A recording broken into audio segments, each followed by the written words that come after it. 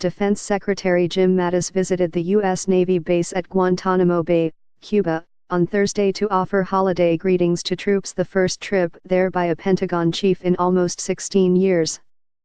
Mattis did not tour the detention facilities or discuss detainee policy options during his stay, which came amid uncertainty over the Trump administration's policy on continued use of the military prison.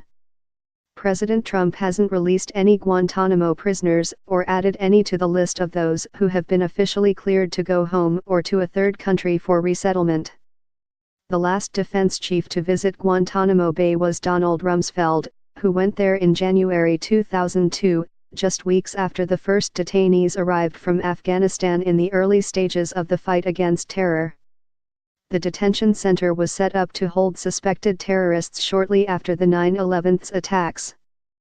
Of the 41 prisoners who remain in detention, 10 have been charged by a military commission and 5 have been cleared to leave, but their status is in doubt under the current administration.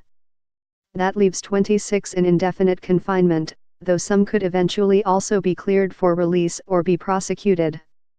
Lawyers are considering filing new legal challenges, arguing that a policy of no releases means the detainees' confinement no longer can be legally justified as a temporary wartime measure.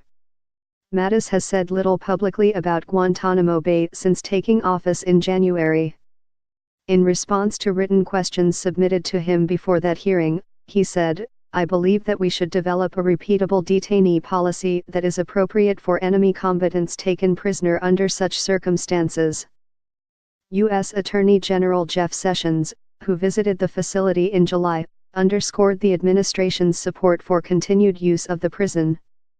He called it a perfectly acceptable place to detain new terrorist suspects, as opposed to holding them in the U.S. and having his own Justice Department try them in civilian courts. With Post Wires.